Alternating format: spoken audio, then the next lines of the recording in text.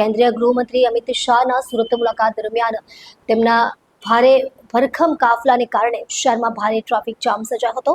આ ટ્રાફિક જામના પરિણામે ring road bridge પર ફસાયેલા વાહનોમાં શાળાના બાળકો પણ સપડાયા હતા, જેમણે સમયે પહોંચવા માટે પુલ પરથી પગપાળે ચાલતા જવાની મજબૂરી અનુભવી હતી. મળતી માહિતી મુજબ અમિત શાહની સુરતમાં હાજરીના કારણે રિંગ રોડ પર ભારે ટ્રાફિક જામ ઊભો થયો હતો. આ રસ્તો શહેરનો એક મુખ્ય અને વ્યસ્ત રસ્તો ગણાય છે. મંત્રીના કાફલા માટે રસ્તા થોડી વાર માટે બંધ કરવામાં આવ્યા હતા, જેના કારણે લાંબા સમય સુધી વાહનોની લાઈનો લાગી ગઈ હતી.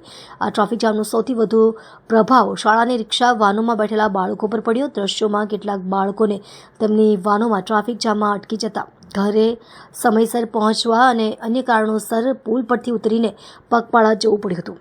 આ વિડીયો સોશિયલ મીડિયા પર વાયરલ થયો છે, જેમાં બાળકોને ભારે ટ્રાફિક વચ્ચે પગપાળા ચાલતા જોઈ શકાય છે. ટ્રાફિક પોલીસે આ મામલે ટિપ્પણી કરતાં કહ્યું કે તેમણે વીવીઆઈપી મૂવમેન્ટ માટે પૂર્વથી જ જાહેરાત કરી હતી, પરંતુ અણધારી પરિસ્થિતિઓના કારણે ટ્રાફિકમાં વિલંબ થયો હોવાનું જણાવ્યું છે.